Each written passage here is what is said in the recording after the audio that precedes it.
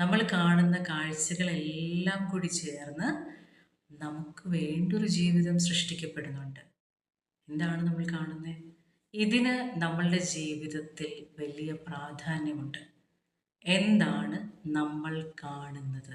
Life coaching മേഖലയിൽ അല്ലെങ്കിൽ ഒരാളുടെ വ്യക്തിഗത വികസനത്തിന് നമ്മളുടെ പഞ്ചേന്ദ്രിയങ്ങളെക്കുറിച്ച് നമ്മൾ പഠിക്കുന്നത് എന്തിനാണെന്ന് ആലോചിച്ചിട്ടുണ്ടോ? ഇന്ന് നമ്മൾ പറയുന്നത് അതിലെ കണ്ണിൻ്റെ ഇമ്പോർട്ടൻസിനെ കുറിച്ചാണ്.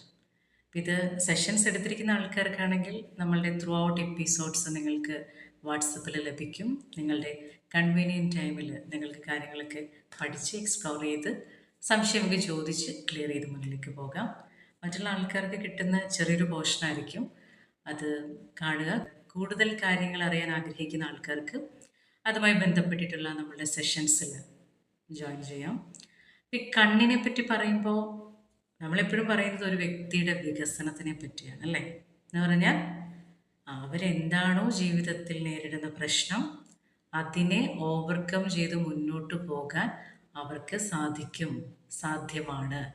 പക്ഷെ ഇവർ ചുറ്റിലും നോക്കിയിട്ട് സാധ്യത കാണുന്നില്ല. എന്നുവെച്ചാൽ നമ്മൾ ബ്ലൈൻഡഡ് ആയിപ്പോയി, നമ്മളൊന്നും കാണുന്നില്ല.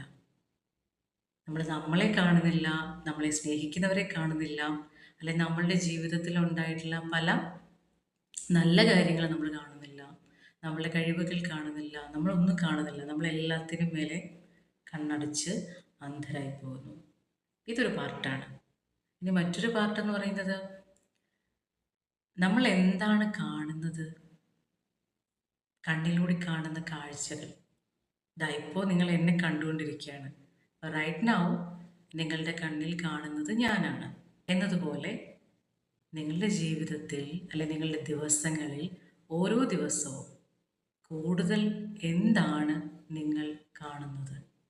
നമ്മളുടെ വീട്ടിലെ ഒരു ഭിത്തിയാണോ കാണുന്നത്? അല്ലെ നമ്മൾ സ്ഥിരമായിരിക്കുന്ന ഓഫീസിലെ ആ സീറ്റിൽ നിന്ന് മുന്നിലേക്ക് നോക്കുമ്പോൾ നമ്മൾ കാണുന്നത് എന്താണ്?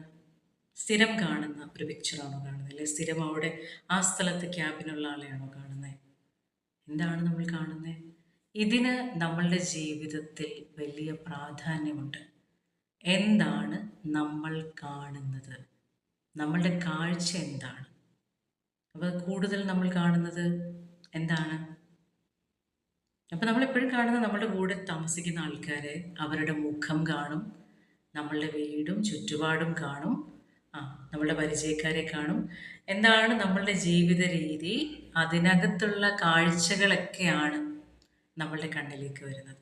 ഇതൊക്കെയാണ് നമ്മളുടെ കണ്ണിലേക്ക് കൊടുക്കുന്ന കാഴ്ചകൾ.